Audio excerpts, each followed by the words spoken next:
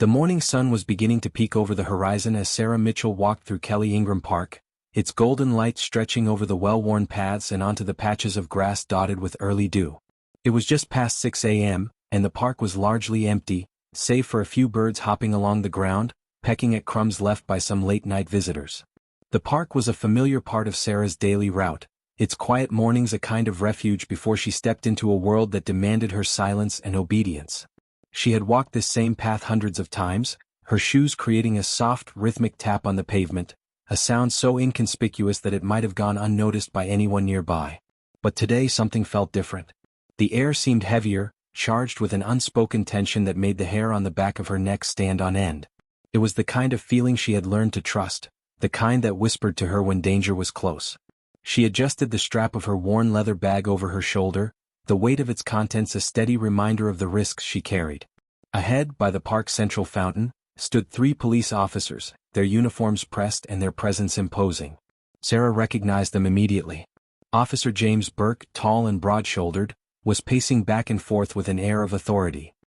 His reputation for a quick temper preceded him, and she had seen him in action enough to know his patience was as thin as the soles of her shoes. Next to him stood Officer Michael Wilson, distinguishable by the ever-present toothpick that danced between his teeth, a habit that seemed almost comical if it weren't for the cold indifference in his eyes. The third officer was Thomas Reed, the youngest of the group, whose nervous energy betrayed his inexperience. He wasn't as hardened as the other two, but Sarah knew better than to underestimate anyone in uniform. She kept her pace steady, her gaze low, her demeanor as unassuming as possible.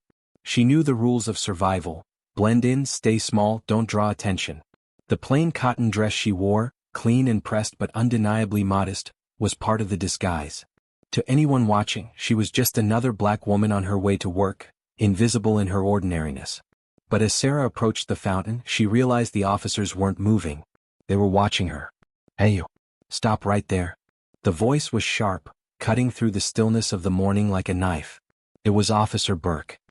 His boots made heavy, deliberate sounds on the pavement as he stepped toward her.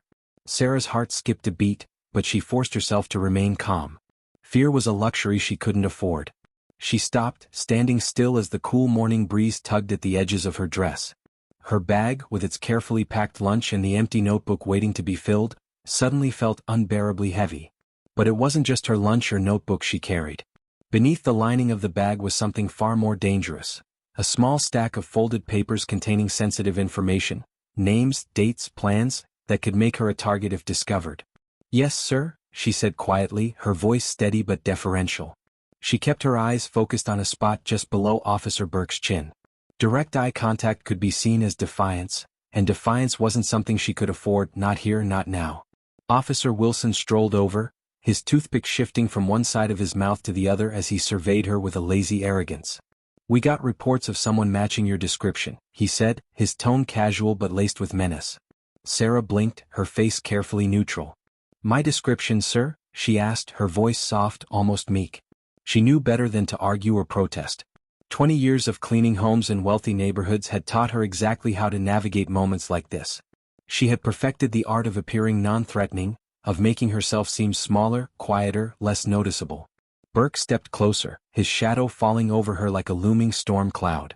"That's right," he said, his eyes narrowing as he looked her up and down. "Woman about your height, dark skin, carrying a bag just like that one. Said she was acting suspicious, hanging around where she didn't belong." Sarah's grip on her bag tightened imperceptibly, but her face remained calm. "I'm just on my way to work, sir," she replied, her tone even. "I clean houses in Overton Heights. Been doing it for years." "Is that so?" Burke asked, a sneer tugging at the corner of his mouth. He took another step closer, his presence meant to intimidate.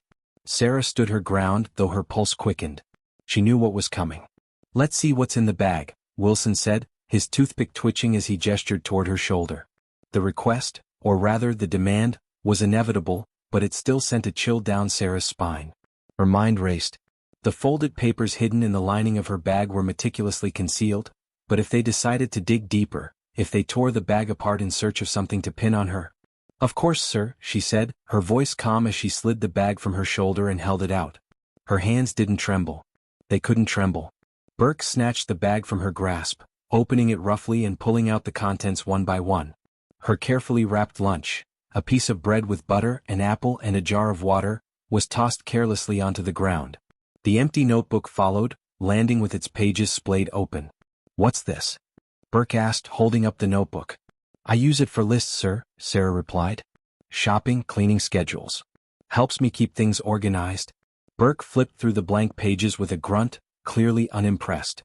He tossed the notebook back into the bag, then turned the bag over and shook it, letting the last of its contents fall to the pavement.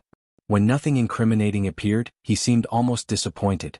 "Looks like she's telling the truth," Wilson said, though his tone suggested he didn't much care either way. He leaned in closer, his voice dropping to a low murmur. "You keep your head down and stay out of trouble, you hear me?"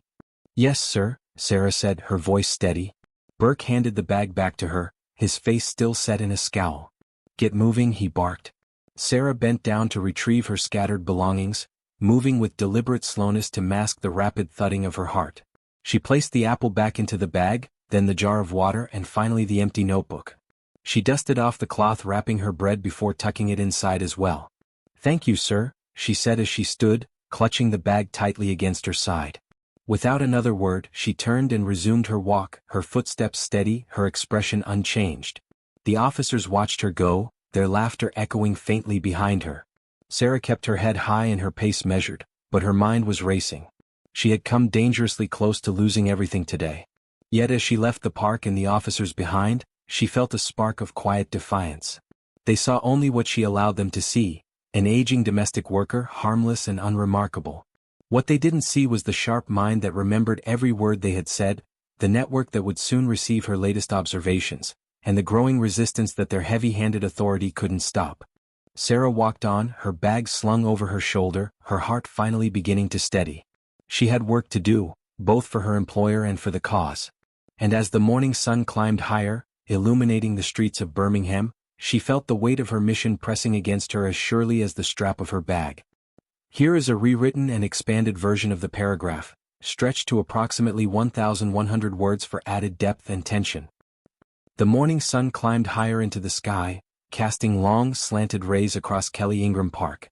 Its warmth did little to ease the chill settling into Sarah Mitchell's chest as Officer Burke's voice thundered around her. Passing out the legal papers, he spat, the words accompanied by bits of toothpick that flew from his mouth.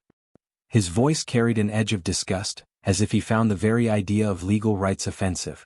Stirring up trouble among the colored. Sarah stood frozen, her body outwardly calm but her mind racing. Behind the mask of quiet submission, her thoughts churned. She knew exactly who had been passing out those papers. Young college students who worked tirelessly with the movement, handing out flyers that outlined people's rights and encouraged them to fight injustice. But they'd completed their work 2 days ago, and none of them bore even the faintest resemblance to her. The officers weren't following up on a real lead, they were fishing, looking for someone to punish. "I'm just heading to work, sir," Sarah said softly, her voice as even as she could manage. She kept her eyes on the ground, her hands clasped before her in a posture of deference. "Mrs. Harrison is expecting me to have her breakfast ready by 7. She let the name hang in the air deliberately. Mrs. Harrison was the mayor's sister, a fact well known to anyone in town, including these officers. For a brief moment she saw uncertainty flicker across Officer Reed's young face. He shifted uncomfortably, clearly caught between his inexperience and the authority of his older colleagues. "Maybe we should let her go, Burke," he said hesitantly, his voice low. "If she's working for the Harrisons." But Burke cut him off with a sharp wave of his hand, his anger already boiling over. "We'll see about that," he growled. Before Sarah could react, he grabbed her bag and yanked it roughly from her shoulder. The bag's contents tumbled to the ground as Burke appended it without a second thought. Her carefully wrapped lunch, a piece of bread, an apple and a jar of water, fell into the dirt, the cloth around the bread coming undone and leaving it exposed to the grime. Her notebook followed, its blank pages fluttering as it landed, and she watched as Wilson scooped it up with fingers stained from tobacco and coffee. "What's this?" Wilson sneered, flipping through the notebook's empty pages with exaggerated care. "Planning to write down some more trouble?" "It's for Mrs. Harrison's grocery list, sir," Sarah said, her tone steady, though anger smoldered just beneath her words. "She likes me to write down what she needs from the store." Burke stepped closer, his broad frame towering over her. The smell of stale coffee and cigarettes clung to him, his breath hot against her face. "You think you're clever, don't you?" he hissed, his voice low and menacing. Acting all proper and innocent. But we know what your kind is up to. Sarah didn't reply. She knew Burke's type, men who thrived on intimidation, who got angrier the more resistance they encountered. Her silence only seemed to fuel his rage. Check her pockets, Burke barked, turning to Reed with a scowl. The young officer hesitated, his hands trembling slightly as he stepped forward. He patted down the pockets of her dress, his movements awkward and unsure, as though he knew what he was doing was wrong. Sarah stood perfectly still, her dignity wrapped around her like armor. Nothing, Reed muttered, stepping back quickly as though her calm presence unnerved him. Burke's face flushed crimson, his frustration evident. His jaw tightened, and Sarah saw something dangerous flash in his eyes, a look she had come to recognize all too well. It was the look of a man who felt his authority slipping and sought to reclaim it through force. Well then, Burke said, his voice quieter now but no less menacing. Maybe we need to make an example. Show everyone what happens to troublemakers. Before Sarah could fully register his words, Burke's hand clamped down on her arm, his grip like a vice. Wilson, see that tree over there? He said, gesturing to an old oak at the edge of the park. I think it's time we taught someone a lesson. Wilson smirked, the toothpick in his mouth shifting as he reached for Sarah's other arm. Together, the two men dragged her toward the oak tree, their boots crunching against the gravel path. She didn't resist. There was no point. Instead, she focused her energy on memorizing every detail of the moment, the sharp bark of Burke's orders, the smirk on Wilson's face, the slight tremor in Reed's hands. The oak tree loomed before her, its thick branches stretching wide like the arms of some ancient, indifferent giant. Its trunk was rough against her back as Burke shoved her against it with enough force to make her teeth rattle. Get the rope from the car, Burke ordered, and Reed hesitated for just a moment before jogging off to retrieve it. His footsteps were heavy, his reluctance clear in every movement. When he returned, the thick rope hung limply from his hands like a serpent, coiled and ready to strike. Wilson took the rope, his fingers deftly forming a loop at one end. He laughed, the sound sharp and grating as he worked. Maybe this'll teach these troublemakers to stay in their place, he said, his voice dripping with mockery. Sarah's heart pounded, but she kept her face blank, her breath steady. She studied Wilson's hands as he worked, noting the way he twisted the rope, the knots he tied, the casualness of his cruelty. She committed every detail to memory. Lift her up, Burke commanded. Wilson and Reed grabbed Sarah's arms, hoisting her upward until her feet barely touched the ground. Her shoulders screamed in protest, the pain radiating down her back, but she remained silent. Burke tied the rope around her wrists, securing them to a low branch that jutted out above her head. From her precarious position, Sarah could see the park beginning to stir. A few people had stopped to watch from a distance, their faces a mixture of fear, anger, and helplessness. She spotted Mrs. Johnson, the shopkeeper from the corner store, covering her mouth with trembling hands. Mr. Peterson, the elderly man who swept the sidewalks, stood frozen, his broom clutched tightly in his grasp. In the shadows of a nearby building, a faint movement caught her eye. Jimmy Carter, a young photographer from the black newspaper, had positioned himself just out of sight. The faint glint of his camera lens reflected the sunlight as it clicked softly, capturing the scene. Sarah silently thanked God for his presence. These images would tell the story she couldn't. Not so high and mighty now, are you? Burke sneered, pacing in front of her. Think you can come into our town and stir up trouble? His face twisted with anger, and something else. Enjoyment. The heat of the morning sun intensified, and sweat trickled down Sarah's back, mixing with the dirt and blood where the bark had scraped her skin. Her arms ached fiercely, but she focused on the small details. The way Burke's badge number caught the light, the smell of Wilson's cigarette smoke, the nervous sheen of sweat on Reed's forehead. Say something, Burke roared, his voice echoing through the park as he stepped closer. But Sarah remained silent. Her defiance was in her quietness, her dignity in her stillness. She knew she had already won a victory they couldn't see. This moment, this injustice would not be forgotten. Here's the expanded and rewritten version of the paragraph into approximately 1,200 words. The late-night stillness of Sarah Mitchell's small home was broken by the low hum of whispered voices.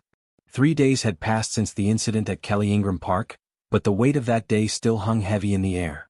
Sarah's kitchen, dimly lit by a single bulb overhead, became a clandestine meeting place for 5 trusted members of her carefully constructed network, what she called her kitchen cabinet. These weren't ordinary visitors, each one had a vital role in the movement, and every midnight meeting like this carried a sense of urgency and danger. The group sat crowded around Sarah's modest wooden table, their voices barely louder than the creaking of the old chairs beneath them. Despite the oppressive summer heat, no one dared to open a window for fear of prying eyes or listening ears. The curtains were tightly drawn, and the air inside the room was thick with the smell of coffee, ink, and the faint tang of antiseptic from the salve on Sarah's still raw wrists. The participants leaned in close, their faces illuminated by the soft, flickering glow of a candle Sarah kept for emergencies. To an outsider, they might have looked like friends sharing a quiet meal, but the seriousness etched into their expressions told a different story. This was no ordinary gathering. "Jimmy's photographs are our strongest evidence yet," Sarah said, her voice firm despite the ache in her shoulders and back. She sat at the head of the table, her posture stiff from the lingering pain but her mind sharp as ever. In front of her lay an envelope stuffed with glossy black and white images. She slid a handful of them across the table toward the others. One of the men, a wiry schoolteacher named Robert, picked up a photo and held it under the candlelight. His jaw tightened as he studied the image of Sarah tied to the oak tree, her face calm but her body visibly strained against the rope. "They've gone too far this time," he said, his voice low and edged with anger. "Even for them. They think they're invincible," added Lila, a seamstress who doubled as a key courier for the movement. Her hands, calloused from years of sewing, trembled slightly as she examined another photograph, this one showing Officer Burke's contorted face mid-shout. "But this will show people what we've been saying all along. The brutality, the hate, it's all right here in these pictures." Sarah nodded, her lips pressed into a thin line. "We have to be careful with how we use these," she said. "If we move too quickly they'll find a way to dismiss it, bury it. But if we're deliberate, strategic," she let the words hang in the air, glancing around the table. The weight of her gaze reminded them all of the stakes. Jimmy, the young photographer whose work had already risked his life countless times, leaned forward. His usually energetic demeanor was subdued tonight, his face serious as he addressed the group. "I've already made 3 sets of copies," he said. "One is going to Reverend Johnson in Atlanta, he's got connections with the big churches there. They'll spread the word. Another is heading to the lawyers in New York. They're already working on cases like this, and these photos will be hard evidence." He paused, then added, "The last set is going to Chicago to our friends at the Defender. They'll publish them where everyone can see." A murmur of agreement rippled through the group. Sarah allowed herself a small, satisfied smile. Jimmy had proven himself invaluable to the movement time and again, and his dedication was evident in every risk he took.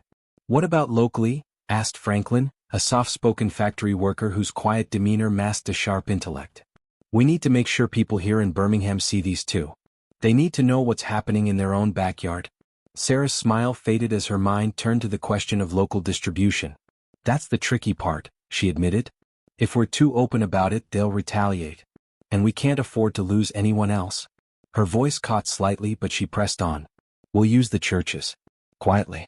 Slip copies into hymnals, leave them in Sunday school rooms. People will find them, and the message will spread without drawing too much attention at once." "Smart," Robert said with a nod. "And safer than handing them out on the street. They're already watching us too closely." Lila leaned forward, her voice dropping even lower. "I can sew a few into the linings of dresses for the women in the choir. They'll know what to do once they see them." Sarah reached across the table and squeezed Lila's hand. "Thank you," she said softly. For a moment, the room fell silent, the weight of their work settling heavily over them. Then Franklin spoke again. "What about your safety, Sarah? After what they did to you?" He trailed off, his words hanging in the air like a question no one wanted to answer. Sarah glanced down at her wrists, still raw and red from the rope. The sight of the marks filled her with a renewed sense of determination. "They wanted to scare me," she said, her voice steady. "But all they've done is give me more to fight with." The others exchanged glances, a mixture of admiration and concern etched into their faces. Jimmy was the first to speak. "Miss Sarah," he said, his tone respectful but firm, "you've done more for this movement than most of us could dream of. But you've got to take care of yourself too. We can't afford to lose you." Sarah looked up, her tired eyes meeting Jimmy's. "You won't lose me," she said quietly. "Not yet. There's too much work to do." The meeting stretched into the early hours of the morning, the group meticulously planning their next steps. Sarah outlined the safe houses where copies of the photographs and testimonies could be stored, the routes couriers would use to transport materials, and the signals they would use to communicate in case of danger. Each detail was discussed, debated, and refined until the plan was as solid as they could make it. By the time the others left, the first light of dawn was creeping over the horizon. Sarah stood at the door, watching them slip away into the shadows one by one. When the last of them was gone, she closed the door and leaned against it, letting out a long, slow breath.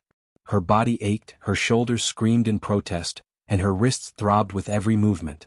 But her mind was sharp, her resolve unshaken.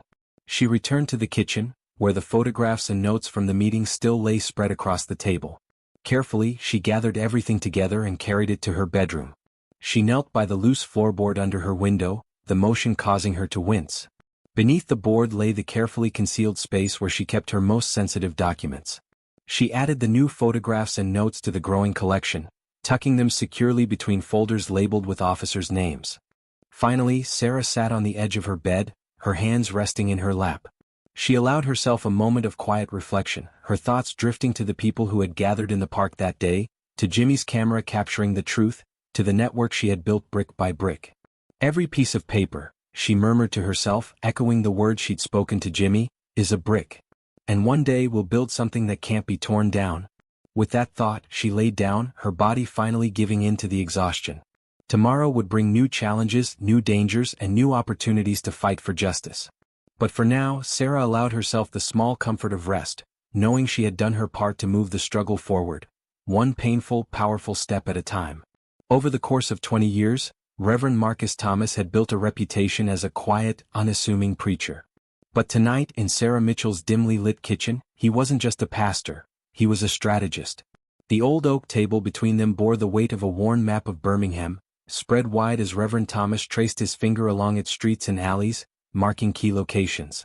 Around the table sat 4 others, each contributing their unique skills to what had become one of the most effective intelligence networks in the civil rights movement. Mary Louise Baker, a telephone operator by day, leaned forward, her sharp ears having caught whispers on police lines. She passed a slip of paper across the table, notes scribbled from calls she'd overheard. Burke's wife called the station, she said quietly, her voice tinged with irony. She's upset. Apparently, some white ladies from her church are leaving notes in their mailbox. Seems they're asking questions about what her husband did to Sarah. Sarah, moving slower than usual due to her sore shoulders, poured coffee into chipped cups for everyone. She allowed herself a small smile at Mary Louise's report. That's exactly what we needed, Sarah said, her voice steady despite the lingering pain from the tree incident. When they hung me there, they thought they were showing their power. Instead, they showed their cruelty. People are watching now, and they're asking the right questions. David Wilson, a janitor at City Hall, reached into his jacket and pulled out a handful of crumpled papers. Found these in the trash after an emergency meeting yesterday, he said, spreading them on the table. The mayor got 3 calls from reporters up north. They're asking about police behavior here in Birmingham. It's got them worried. Professor Angela Wright, a teacher from the Colored College, adjusted her glasses and handed Sarah a small notepad filled with precise, handwritten notes. My students counted 8 new patrols in colored neighborhoods this week. The police are nervous, trying to show force. But it's making more people angry, especially after what they did to you. Finally, Jimmy Carter, the young photographer whose camera had captured the brutality of that day, spread out a collection of photographs on the table. These are traveling fast, he said with quiet pride. The Chicago Defender is running them next week, and the NAACP lawyers in New York are asking for copies. Sarah looked around at her kitchen cabinet, the 5 people who had become the backbone of her secret network. Each of them had ordinary lives, unremarkable on the surface. A preacher, a maid, a janitor, a telephone operator, and a teacher. But here, in the stillness of Sarah's modest kitchen, they were warriors armed with information. Together they had built something extraordinary. Remember how this started? Sarah asked, her fingers brushing the edge of the table. Right here 20 years ago. Just me writing down the things I overheard while cleaning white folks' houses? The others nodded, their faces reflecting the same mix of nostalgia and determination. One by one they had joined Sarah over the years, each bringing their own way of gathering intelligence. Mary Louise could listen to police radio and phone calls without raising suspicion. David, working unnoticed in the shadows of City Hall, salvaged discarded documents that revealed crucial secrets. Professor Wright's students observed police patterns while walking to school, their presence ignored by officers who never suspected they were being watched. Reverend Thomas, from his pulpit, heard confessions and gossip that even the police couldn't access. "We've come a long way," Sarah continued, her voice soft but firm. "And now, after what they did to me, we have a chance to make real change. Burke and his friends think they scared us. But they only gave us more proof of what we've been fighting against." She opened her well-worn notebook and began assigning tasks. "Mary Louise, keep listening to the police lines. Anything about meetings or patrol shifts, I want to know. David, keep an eye on City Hall, especially any private meetings. Professor Wright, have your students track where the patrol cars are parking at night. Reverend Thomas, spread the word to your friends at other churches. Make sure people know what happened but keep it quiet for now. Jimmy, get more papers to run those photos."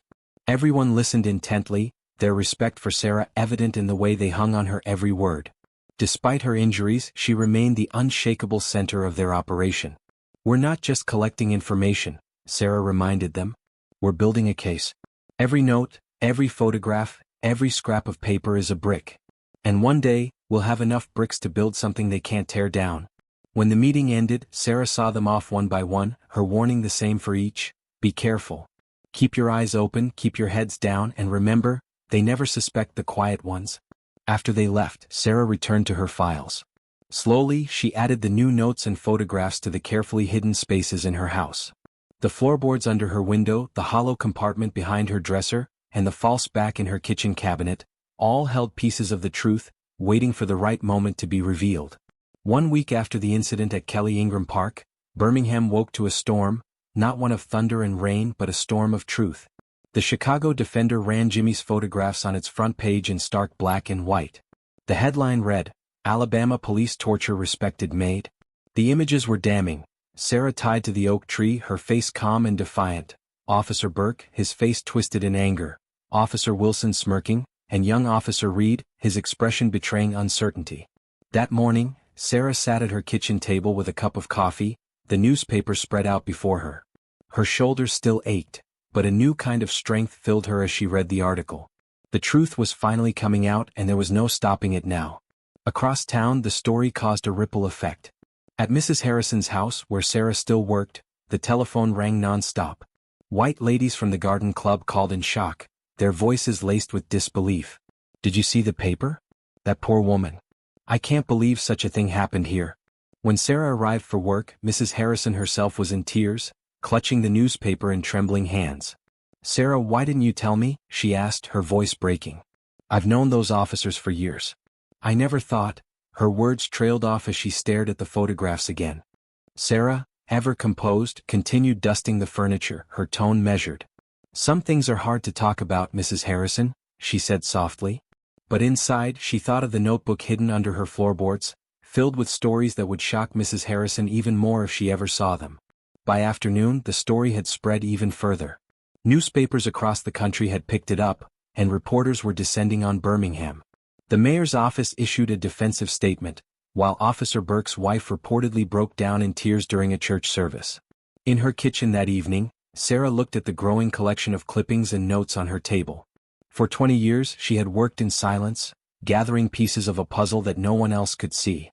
Now, the picture was coming together and the world was finally paying attention. The police thought they had silenced her when they tied her to that tree. They didn't realize they had only amplified her voice. And as Sarah prepared for the next step in her fight, she knew one thing for certain: the storm had only just begun. 2 weeks after the photographs of Sarah Mitchell hanging from the oak tree were published, the story had become impossible to contain. The New York Times ran a special article about police brutality in the South, featuring Sarah as a symbol of resilience. The Atlanta Journal highlighted her 20 years of dedicated service to a single family, pointing out her impeccable record and painting her as the kind of person no one could justifiably harm.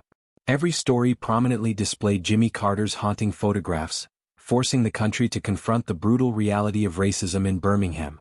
At the Birmingham Police Department, things were falling apart.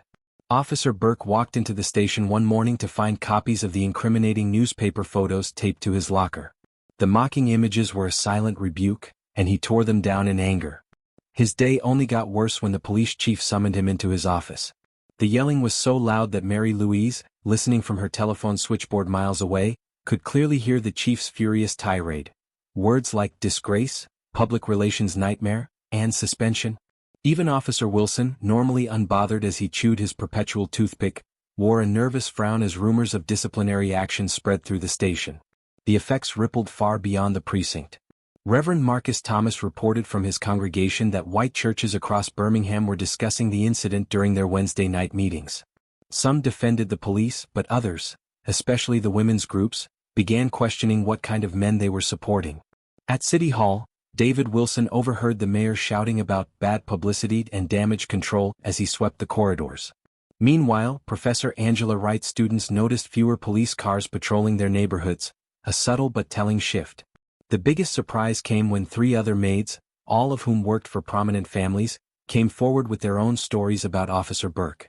They spoke of threats, rough treatment, and the constant undercurrent of fear he brought into their lives. Sarah had long since written down their accounts in her secret notebooks, but for the first time, these women were willing to speak publicly.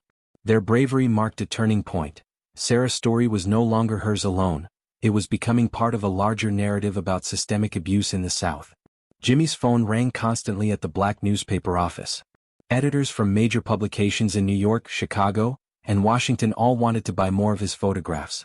But Jimmy remembered Sarah's lessons: share the truth but hold something back for later. We've still got photographs that haven't been released, he reminded them. The worst ones are coming out tomorrow. That evening, the kitchen cabinet gathered once more at Sarah's house. The atmosphere was different this time.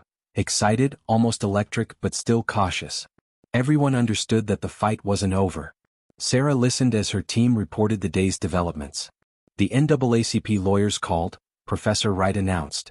They want to use these pictures as part of a bigger case, evidence of police brutality across the South.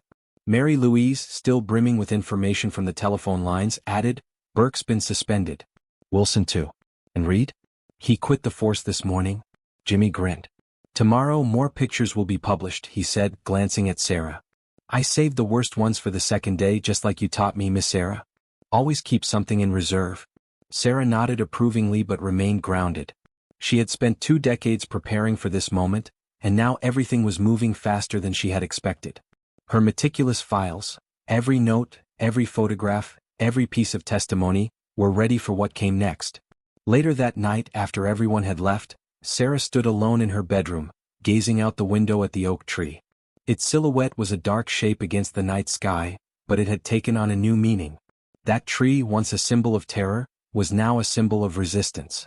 She gently touched her still sore shoulders, a physical reminder of her ordeal. Officer Burke and his accomplices had tried to silence her, to make her an example of submission. Instead, they had ignited a movement. 2 weeks after the photographs first appeared in print, Sarah sat in a small office in downtown Atlanta. The room was filled with 3 civil rights lawyers, 2 NAACP officials, and stacks of Sarah's secret files. The atmosphere was charged with a mix of solemnity and anticipation. Attorney Michael Roberts, a tall man with glasses and graying hair, gently spread out Sarah's meticulous notes across the long table. His hands trembled slightly as he touched the papers. Miss Mitchell, he said, his voice thick with respect, do you realize what you've given us here? Sarah sat upright, her plain work dress as neat as always. 20 years of watching, she replied simply. 20 years of writing down everything I saw and heard. James Turner, the youngest of the lawyers, was flipping through one of Sarah's notebooks. He stopped at a page documenting Officer Burke's actions from over a decade ago. These incidents go back 15 years, he said, astonished. You recorded dates, times, witnesses, everything we need. Patricia Washington, one of the few black female attorneys in the South, smiled at Sarah.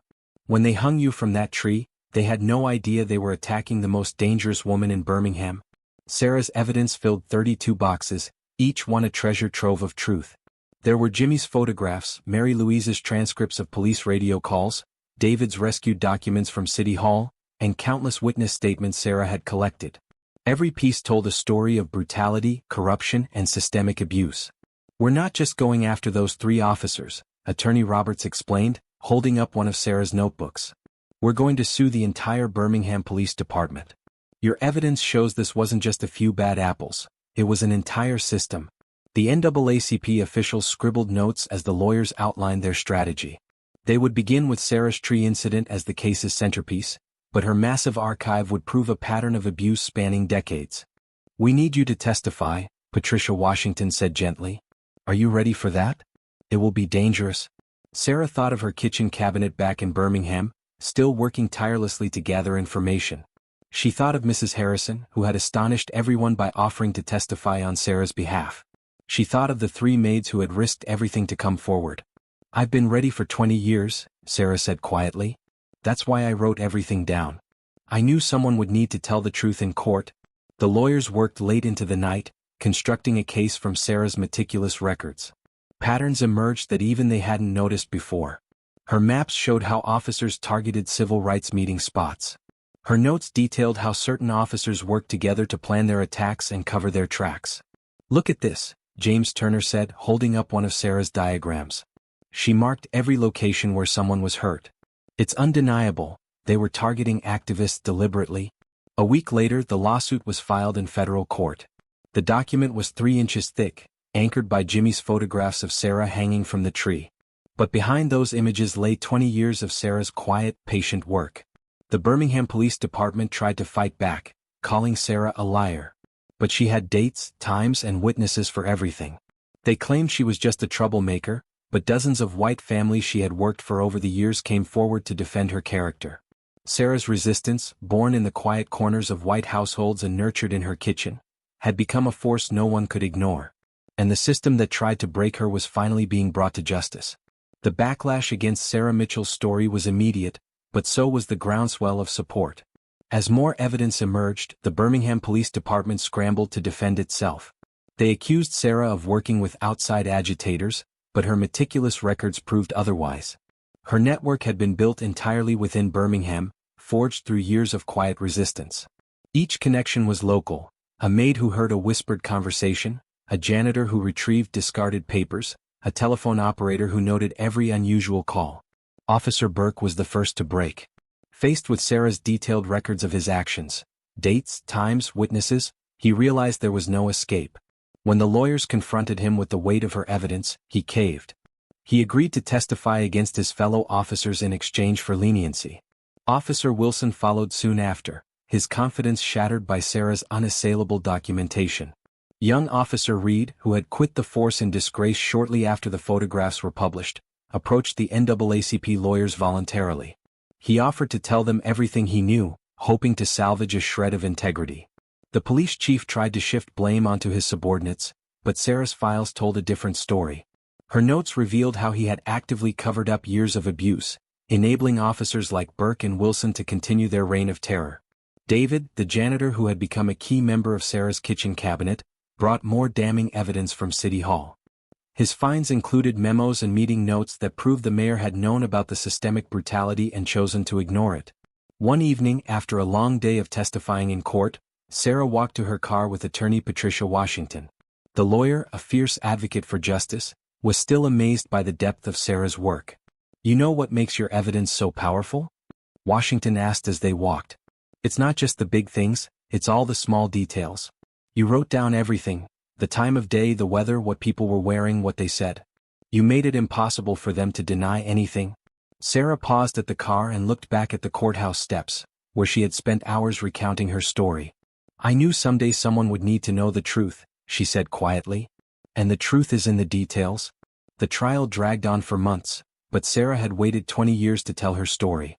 She could wait a little longer for justice. Each day she sat in the courtroom, straight and proud, watching as her careful notes unraveled the system that had tried to silence her. 40 years later, Sarah Mitchell's story was immortalized in a small museum in downtown Birmingham. Inside the main exhibit, behind pristine glass, sat her notebooks, photographs, and files, the tools of a woman who had dismantled an unjust system without ever raising her voice. Sarah herself, now 85 years old, often sat in a comfortable chair near the museum entrance. Her hair, completely white, framed a face lined with wisdom and years of perseverance. Her hands bore the age spots of time, but her sharp eyes missed nothing. Young visitors came from all over to meet her, eager to hear her story. One college student, carefully holding one of Sarah's old notebooks with gloved hands, asked, "Weren't you scared when they hung you from that tree?" Sarah smiled gently, her voice steady. "Fear is a luxury that busy people can't afford," she said. "I was too focused on remembering every detail to be scared. Those officers thought they were punishing me, but they were really just giving me more evidence." The museum told the full arc of Sarah's fight for justice.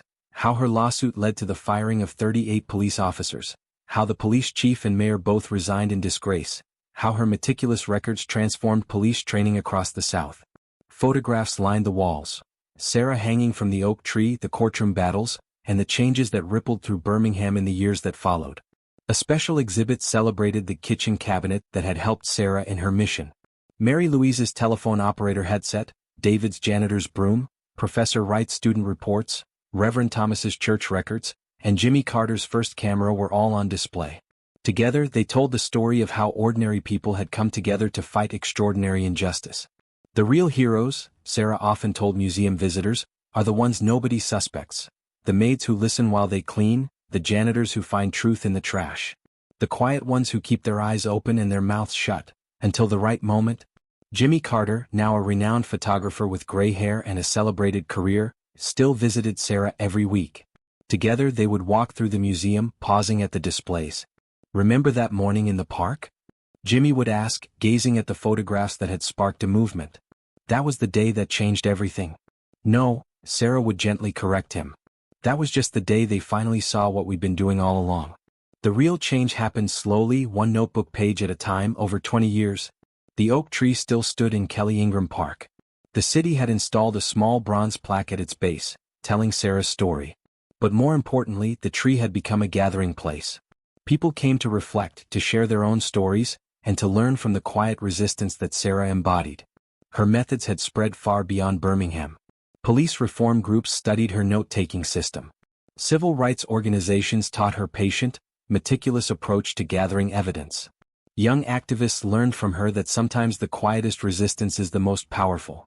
The museum's most visited display was Sarah's simple cleaning uniform, the same cotton dress she had worn the morning she was hung from the tree. Next to it hung the rope the officers had used. At Sarah's insistence, the curators added her hidden notebook from that day, filled with careful writing about every moment of her ordeal. One afternoon, a young woman approached Sarah in the museum. "My grandmother was one of the maids who came forward after your story came out," she said. "She always told me you taught her that education isn't just about school, it's about paying attention and keeping records." Sarah's legacy endured in countless ways. The Birmingham Police Department now required officers to take mandatory training about her case. Law students studied her groundbreaking lawsuit. History classes taught how one quiet maid had helped change an entire system. Even in her old age, Sarah kept a notebook by her chair. "Old habits," she would say with a smile. Observant visitors noticed she still wrote everything down: which officers patrolled which streets, stories of injustice shared by neighbors, snippets of information gleaned from conversations. "Why do you still take notes?" a young reporter once asked her. "Haven't things changed enough?" Sarah fixed him with her sharp, knowing eyes. "Things have changed," she agreed. "But change needs watching too. Freedom isn't something you win once and keep forever. It's something you have to guard every day, with open eyes and careful notes." On quiet evenings, Sarah sometimes visited the old oak tree. She would touch its rough bark, remembering the day that had almost broken her. Over the years the tree had grown taller, its branches stretching ever higher. It was a fitting metaphor for the movement Sarah had helped build. Slow, steady, and always reaching toward justice. "They hung the wrong woman that day," she often told the young people who gathered around her. "They thought they were punishing a maid, but they were really attacking a historian, a detective, and a freedom fighter. They never knew who I really was, and that was their biggest mistake."